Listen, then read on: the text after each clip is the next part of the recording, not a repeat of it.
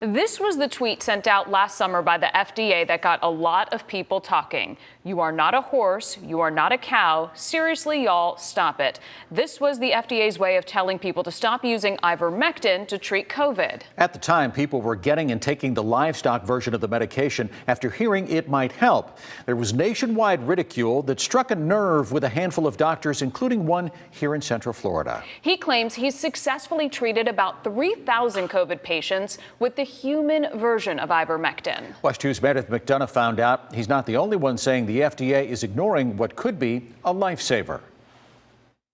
I said to her, if I'm going to lose my dad, I need to have the peace that I did everything I could do. Mindy LaFevers Hodge is sharing her family's ordeal. Her father, David, was suffering from non-Hodgkin's lymphoma. He had just finished chemo, and Mindy says he was one of the first patients to receive the COVID vaccine in January of 2020. In March of 2021, David contracted COVID. While David was in the hospital, Mindy was advocating for ivermectin. She says a doctor prescribed ivermectin when she had COVID. But literally after the first dose, I felt so much better. So what is ivermectin? It's actually considered a wonder drug. The person who made it actually got a Nobel Peace Prize for it in 2015. According to Chest Journal, a peer-reviewed medical journal, ivermectin was developed in the late 1970s to treat parasitic infections. Originally, it was used in veterinary medicine, but was found to safely treat parasitic illnesses in humans, like scabies, worms, and river blindness. Chest Journal also reported 3.7 billion doses of ivermectin have been distributed globally over the past 30 years for humans. The World Health Organization names ivermectin on its essential medicines list. So for Mindy, her frustration only grew that her father was being denied ivermectin in a local hospital. Not until day 6, when he was being transferred to ICU, did a doctor agree to try ivermectin. He should not have lived, and he was going downhill every single day until the ivermectin started and we started seeing improvement. Dr. John Littell says Mindy's family story is far too familiar. Hello, how are you? I know from my own experience that tens of thousands of Americans lost their lives because the medical profession refused to accept that there was effective early treatment. A bold statement from a local doctor who says he's treated some 3,000 patients with ivermectin and has seen its positive results. Dr. Littell has been a family physician since 1990, practicing in Kissimmee and Ocala. Littell says that he's got a target on his back for being so outspoken about ivermectin, but feels it's the right thing to do for his patients. I've already been suspended from one hospital and fined $500. The bottom line is hospitals are not allowing us to provide optimal care. One of Dr. Littell's patients, Stacy Morales, a recently retired nurse, got COVID last summer. She decided against getting the vaccine for personal reasons.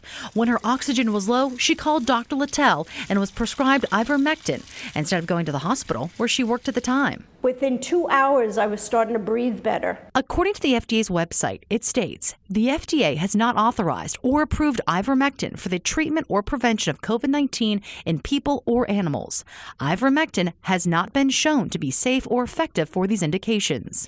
Emergency medicine physician Dr. Rajiv Bal explains the studies on ivermectin treating COVID-19 are just not sufficient enough. There's a number of physicians out there who will prescribe ivermectin. However, the vast majority are not prescribing it at this time because of the strong anecdotal studies that show that this medication hasn't been efficacious. It may show in the future that this medication is efficacious. However, at this time, we just don't have that evidence. Congressman Neil Dunn represents Florida's 2nd Congressional District and was the former chief of staff at Gulf Coast Hospital. He wrote an op-ed in the Sun Sentinel in October of 2021, noting several studies out of India, Mexico, and Argentina that found ivermectin was working when treating COVID-19. There's in excess of 30 studies in the literature, 20 of them randomized controlled studies that prospective studies that show benefit with ivermectin. So to say that there's no evidence for this drug at this point is to willfully just be ignorant of the true literature. Dunn says ivermectin has become political, and the patients are the ones suffering. He encourages healthcare professionals like Dr. Littell to share their experience with ivermectin. We have a secret society of doctors anymore who really get it. It's time that they were able to come out of the closet and be real docs and be real advocates for their patients. Meredith McDonough, WESH 2 News.